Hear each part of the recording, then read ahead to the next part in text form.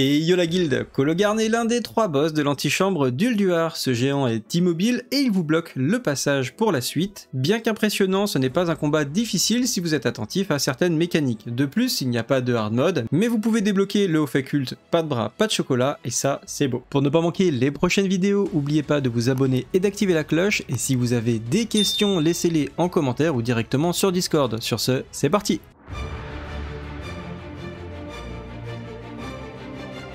Et on commence par passer ses compétences en revue. Il possède un rayon d'œil focalisé, il tire des rayons avec ses yeux en direction d'un joueur, ce qui inflige environ 4000 de dégâts par seconde aux joueurs à proximité, donc le joueur plus ceux qui sont autour. Vous pouvez réaliser un kitting le rayon et éviter vos camarades qui sont sur la route. Au corps à corps, le boss a une frappe qui s'appelle frappe de haut en bas. Cette attaque va réduire l'armure de votre tank de 25% pour 45 secondes. Ça peut se stack jusqu'à 4 fois, ce qui va réduire l'armure de 100% de votre tank, donc il est conseillé de faire des switches de tank entre 2 et 3 stacks. De plus, ça peut faire un kick à ceux qui sont en mêlée, donc si vous devez faire un Battle Resurrect par exemple, écartez-vous. Également 2 sorts que vous ne verrez probablement pas, donc il y a Souffle Pétrifiant. C'est une incantation de 4 secondes qui va se produire uniquement quand il n'y a plus personne à portée de mêlée. C'est-à-dire en gros, si tout le monde s'écarte et qu'il n'y a plus de tank, il va commencer à incanter le souffle pétrifiant. Donc ça fait extrêmement mal sur le raid, et en plus de ça, ça va vous poser le debuff peau fragile qui va augmenter les dégâts subis de 20% pendant 8 secondes.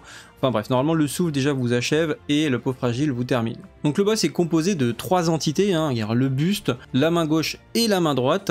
Alors évidemment, vous êtes en miroir, c'est inversé, le bras gauche est à votre droite et le bras droite est à votre gauche. La main gauche possède l'onde de choc, donc il va le faire régulièrement, ça fait 14 000 de dégâts environ sur le raid. C'est pas des dégâts qu'on peut éviter, il faut juste remonter le raid et on peut y résister ces dégâts de nature. D'ailleurs, un totem ou l'aspect résistance nature peut être appréciable ici. La main droite de son côté a la pointe de pierre, donc tout simplement il va attraper 3 joueurs aléatoires, les étourdir et leur faire environ 5500 de dégâts par seconde.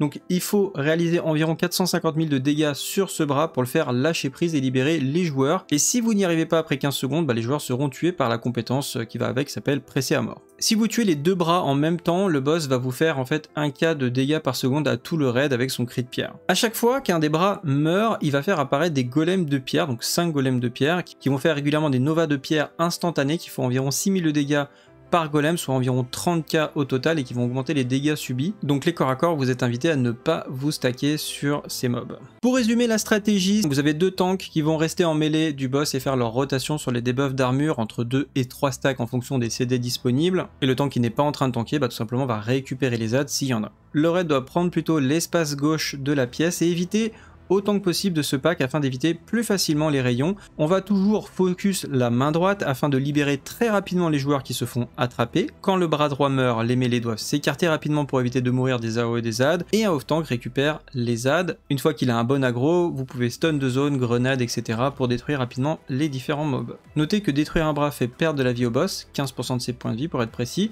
donc si votre raid est discipliné, vous pouvez cleave les différents éléments comme le tronc et le bras gauche, pour le finir à la fin, donc finir le bras gauche à la fin du combat, et tomber le boss s'il lui reste 15% HP. C'est tout pour ce combat, mais si la vidéo vous a été utile, vous pouvez laisser un commentaire, liker et vous abonner. Un grand merci aux membres de la chaîne qui ont permis la création de cette vidéo. Sur ce, bon loot à tous, salut la guilde, ciao!